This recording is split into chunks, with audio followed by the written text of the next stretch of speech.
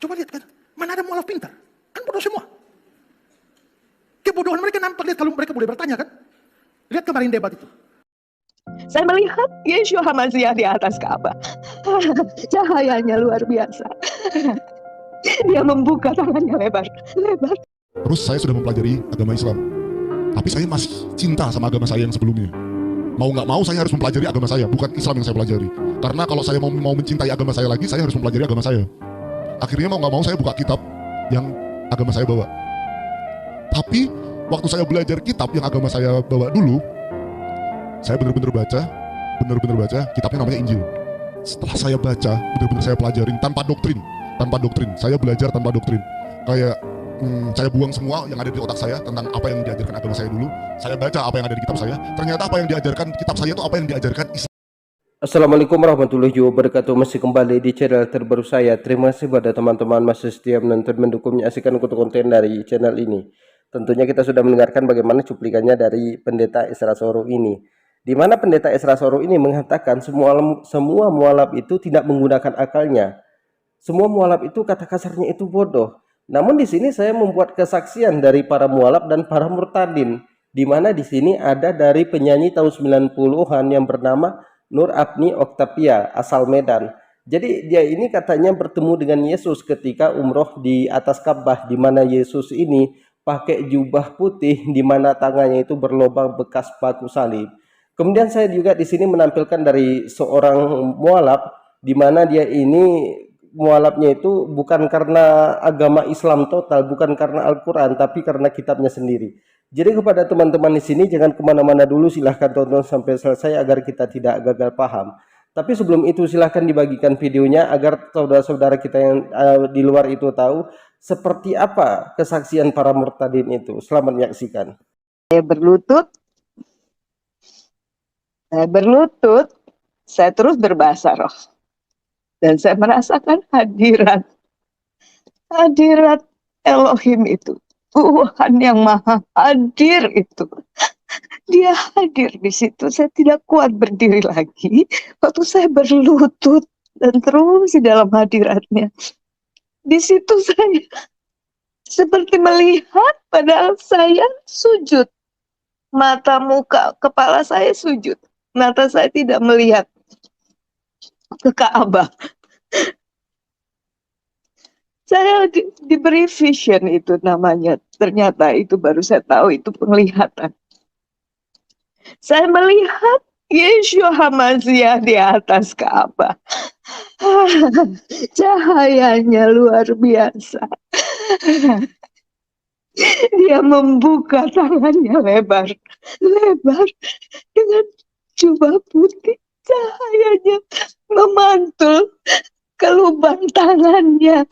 Kita sudah mendengarkan bagaimana kesaksian dari Nur Apni Oktavia ini, artis tahun 80-an, di mana dia mengatakan ketika dia umroh, dia ini bertemu dengan Yesus, di mana Yesus itu duduk di atas Ka'bah pakai jubah putih, kemudian tangannya itu berlubang, ada bekas paku di situ, paku salib. Jadi semua hampir dari murtad itu mengatakan bermimpi dan bertemu dengan Yesus. Kenapa? Karena kalau mereka bersaksi tentang Alkitab kemudian dia masuk Kristen, itu semua bisa dibantah. Karena Alkitab itu sangat bertentangan dengan sains, teknologi, embriologi. Jadi makanya mereka mengatakan bermimpi dan bertemu dengan Yesus. Yesus yang populer, gambar yang populer dari sekarang ini, itu kan hanya lukisan dari Leonardo. Itu hanya lukisan. Dia membuat imajinasi seperti inilah wajah Yesus. Lalu di setiap negaranya kayak ini berbeda. Jadi kalau mereka mengatakan bermimpi dan bertemu dengan Yesus, itu kebohongan mereka. Kemudian alasan si Nur Apni Oktavia ini bukan bertemu dengan Yesus kemudian dia murtad. Dia ini bapaknya sudah nggak ada, kemudian dia tinggal sama mamanya, kehidupannya sangat susah. Ada Pak Jamal yang sering membiayai mereka ini. Kemudian si Nur ini udah tambah dewasa. Si Nur ini kenal dengan pengusaha yang sangat kaya raya dari Medan, tinggal di Jakarta. Si Nur pun murtad. Kemudian Pak Jamal kaget, gak ada satu orang pun yang tahu. Kemudian Pak Jamal kaget setelah melihat si Nur ini murtad. Kemudian si Pak Jamal ini kembali ke Medan dan ngasih tahu ke Mama si Nur kalau si Nur sudah murtad. Mamanya juga kaget. Jadi kalau dia mengatakan dia pernah umroh, itu kebohongan dia. Jadi dia murtad itu karena kemiskinan. Ekonominya sulit, makanya dia pindah agama. Kita lanjutkan. Agama tuh gak ada yang bener. Toh semuanya ciptaan manusia. Waktu itu saya kayak gitu. Mungkin Tuhan juga nggak ada. Apakah jangan-jangan Tuhan ini diciptakan oleh manusia? Dulu saya mikirnya kayak gitu. Tahun 2016. Tapi di titik saya waktu itu nggak percaya Tuhan, saya benar-benar nggak percaya agama lagi. Terus saya sudah mempelajari agama Islam. Tapi saya masih cinta sama agama saya yang sebelumnya.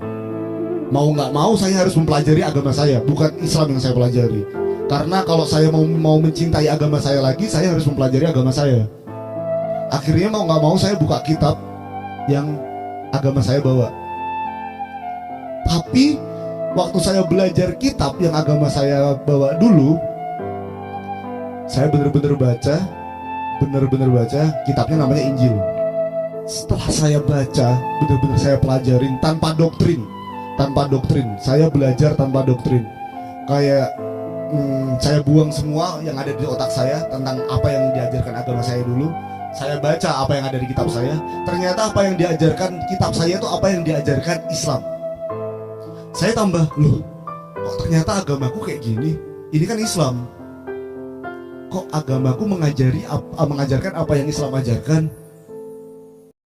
Jadi kita sudah mendengarkan bagaimana kesaksian dari seorang mualaf ini, di mana dia mengatakan dia masuk Islam itu bukan karena mempelajari agama Islam, tapi mempelajari agama dia sendiri tanpa doktrin.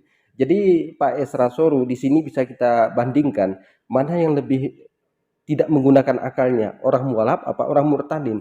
Di mana kesaksian orang murtadin ini selalu aneh-aneh. Jadi Pak Pendeta Esra Soru ini harus melihat kesaksian mereka.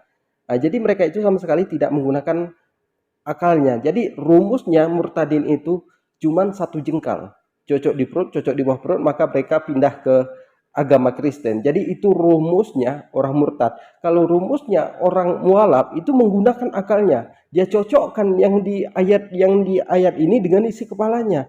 Isi kepalanya dicocokkan dengan ayat ini. Ada berbenturan enggak?